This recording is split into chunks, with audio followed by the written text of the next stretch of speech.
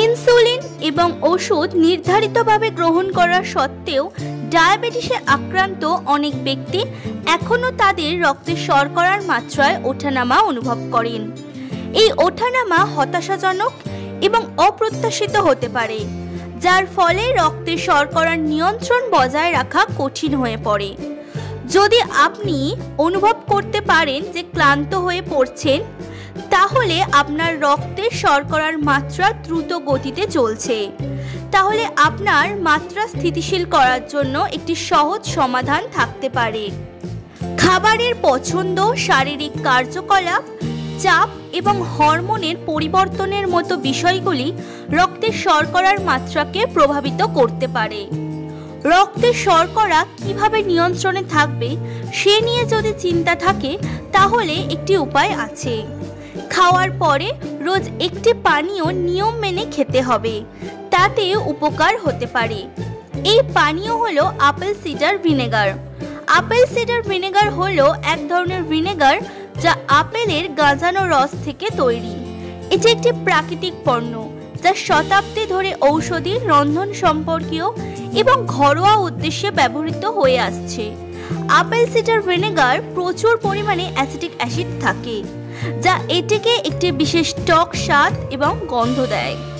এতে পলিফেনল এবং অ্যান্টিঅক্সিডেন্টের মতো অন্যান্য উপকারী যৌগও রয়েছে, যা প্রদাহ কমানো, হজম শক্তি উন্নত করা এবং রক্তে শর্করার মাত্রা নিয়ন্ত্রণে সহায়তা করার মতো সম্ভাব্য স্বাস্থ্য উপকারিতা প্রদান করে বলে প্রমাণিত হয়েছে।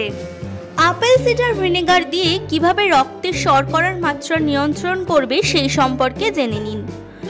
আমেরিকান অ্যাসোসিয়েশন অফ ডায়াবেটিস দ্বারা প্রকাশিত গবেষণা ইঙ্গিত দেয় যে খাবারের পরে পরিমিত পরিমাণে অ্যাপেল সিডার ভিনেগার খাওয়া ডায়াবেটিসের ঝুঁকি কমাতে পারে এবং রক্তে শর্করার বৃদ্ধি কমাতে পারে।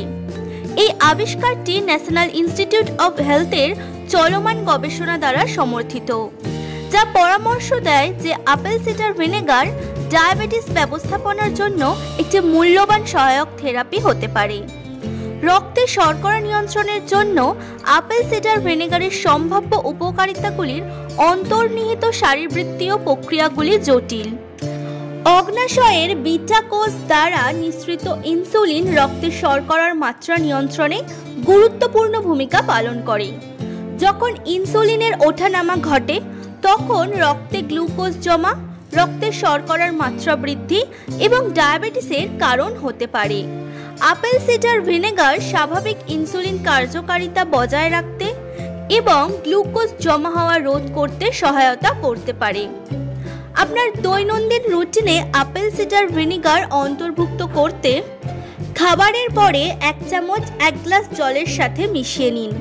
তবে ডায়াবেটিসে আক্রান্ত সকল ব্যক্তির জন্য সর্বোত্তম ডোজ নির্ধারণ এবং সুরক্ষা নিশ্চিত করার জন্য একজন স্বাস্থ্যসেবা পেশাদারের সাথে পরামর্শ করা অপরিহার্য।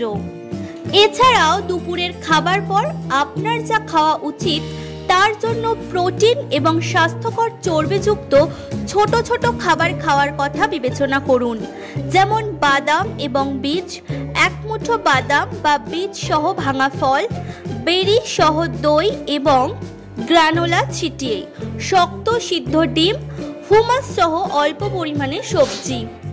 এই খাবারগুলি আপনার রক্তে শর্করার মাত্রা স্থিতিশীল করতে সাহায্য করতে পারে এবং আপনার পরবর্তী খাবার পর্যন্ত পূর্ণতা এবং তৃপ্তির অনুভূতি প্রদান করতে পারে। তবে আপনার নির্দিষ্ট চাহিদা এবং স্বাস্থ্য লক্ষণগুলি বিবেচনা করে একটি ব্যক্তিগতকৃত খাবার পরিকল্পনা তৈরি করার জন্য আপনার স্বাস্থ্যসেবা প্রদানকারী বা কোনো ডায়েটিশিয়ানের সাথে পরামর্শ করা অত্যন্ত গুরুত্বপূর্ণ। নিজস্ব সংবাদদাতা সংবাদ শিরোনাম।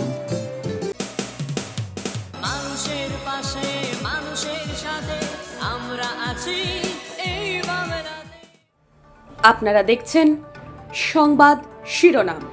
দেখলেন তো অনেক কিছু, এবার দেখুন নতুন কিছু।